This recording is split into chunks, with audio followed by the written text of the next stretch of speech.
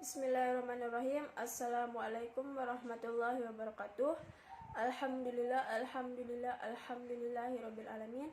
Wassalatu wassalamu ala asrofil anbiya'i wal mursalin wa ala alihi washabihi ajma'in. Amma ba'du. Pertama-tama marilah kita panjatkan puja berserta puji syukur kehadirat Allah Subhanahu wa taala yang telah memberikan nikmat sehat sehingga kita dapat melaksanakan perkuliahan pada pagi hari ini. Tak lupa pula kita haturkan salawat beserta salam kepada junjungan alam Nabi Agung Nabi Muhammad SAW yang telah membawa kita dari alam kegelapan menuju alam yang terang benderang. Baik, langsung saja kami dari kelompok 1 ingin mempresentasikan PPT kami yang berjudul Penelitian Kuasi Eksperimen, Penelitian Ex Post Facto, dan Penelitian Korelasi.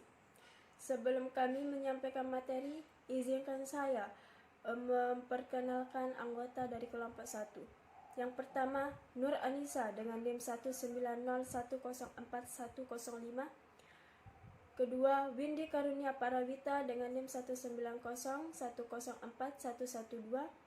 Ketiga, Eka Febrianti dengan NIM 190104117. Dan yang terakhir, Ivan Ferdian dengan NIM 190104123.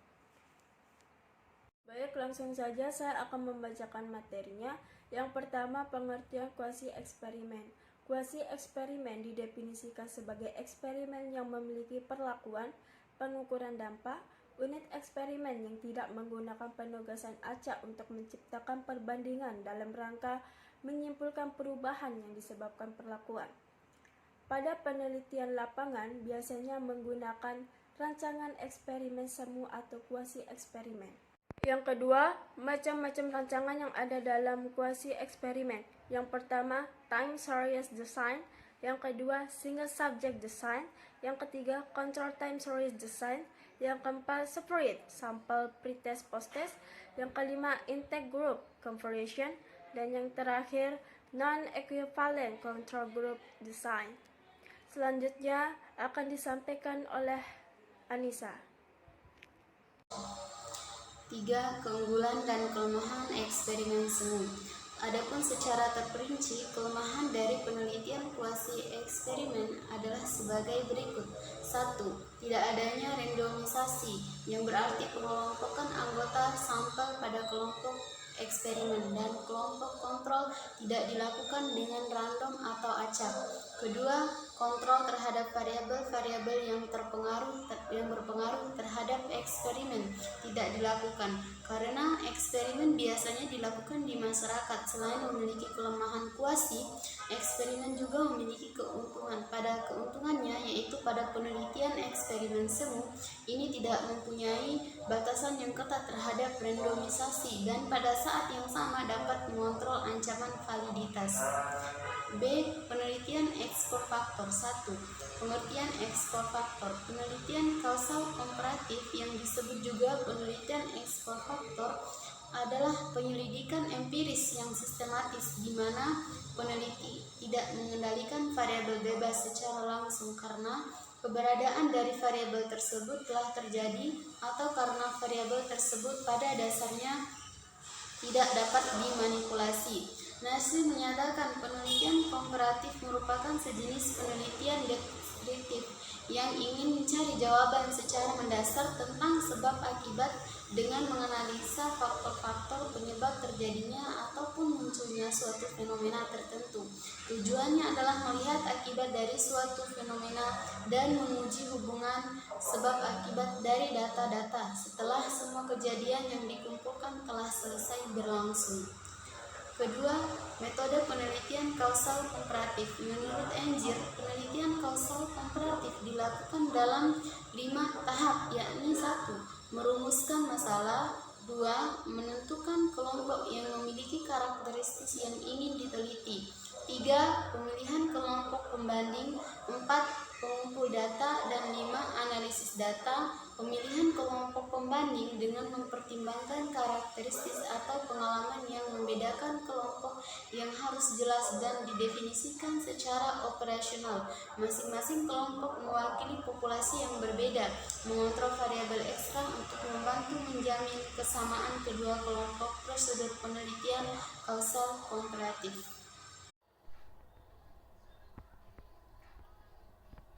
Baik, saya akan melanjutkan penjelasan dari Saudari Nur Anissa. Yang ketiga ada desain penelitian kausal komparatif. Jenis instrumen yang dapat digunakan dalam penelitian kausal komparatif meliputi tes prestasi, kuesioner, jadwal wawancara, sikap tindakan, dan pengamatan.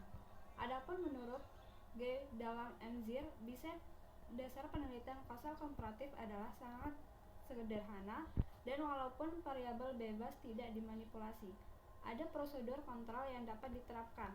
Studi kausal komparatif juga melibatkan variasi teknik statistik yang luas. Selanjutnya yaitu ada kelebihan dan kekurangan penelitian kausal komparatif.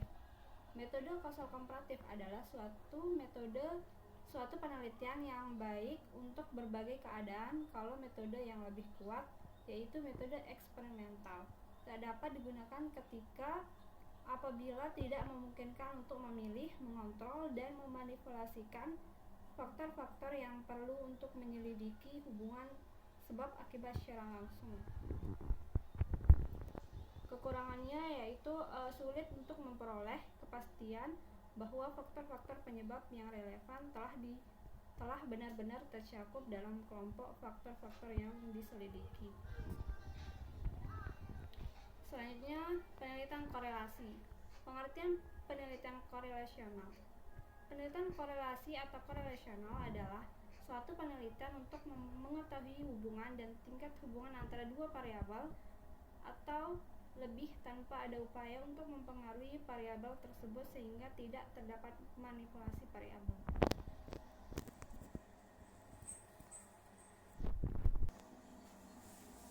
Baik, penelitian korelasional ini dilakukan dalam berbagai bidang, diantaranya pendidikan, sosial, maupun ekonomi.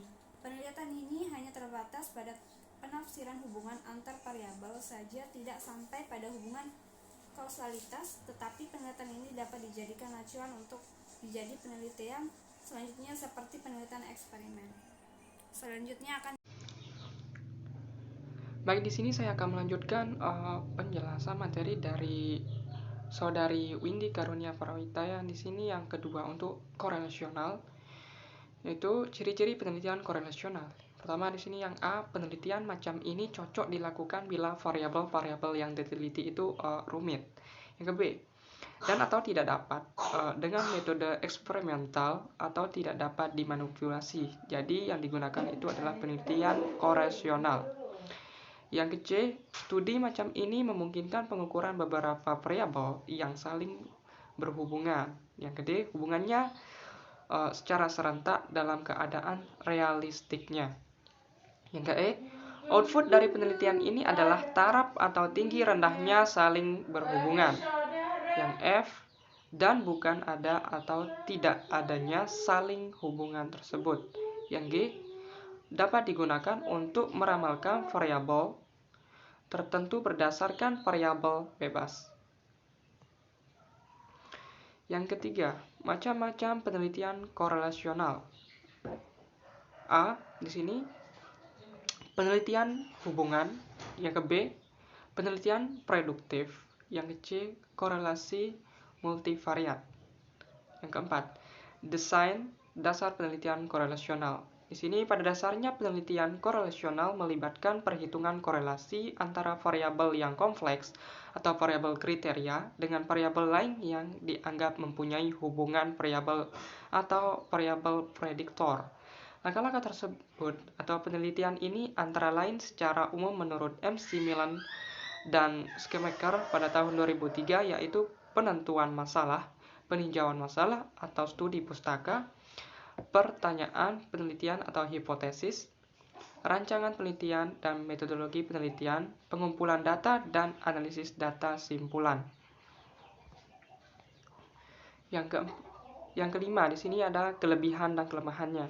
Di sini penelitian korelasional memiliki beberapa kelebihan yaitu sebagai berikut. Di sini yang pertama, yang A, kemampuannya untuk menyelidiki hubungan antara beberapa variabel. Yang ke B, secara bersamaan atau stimulan.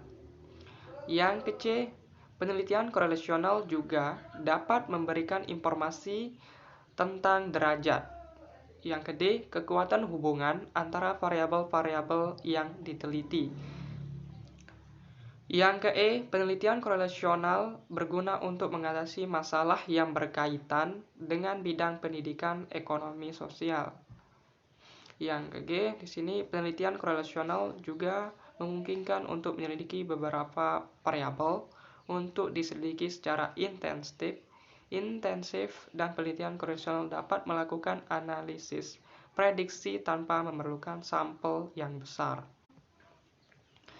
Nah, di sini penelitian korelasional juga memiliki beberapa kekurangan, yaitu sebagai berikut. Di sini yang pertama, yang A, hasil penelitian korelasional hanya mengidentifikasi apa sejalan dengan apa, tidak selalu menunjukkan saling hubungan yang bersifat kausal. Dan yang ke B, dan penelitian korelasional kurang melakukan kontrol terhadap variabel-variabel bebas. Pola saling hubungan itu sering tak menentu dan kabur, sering merangsang penggunaannya sebagai tak menentu dan kabur, sering merangsang penggunaannya sebagai semacam shotgun approach, yaitu memasukkan berbagai data tanpa pilih-pilih dan menggunakan setiap interpretasi yang berguna atau bermakna. Baiklah, hanya itu yang bisa kami sampaikan. Kurang lebihnya mohon dimaafkan. Wabillahi taufiq wal hidayah. Wassalamualaikum warahmatullahi wabarakatuh.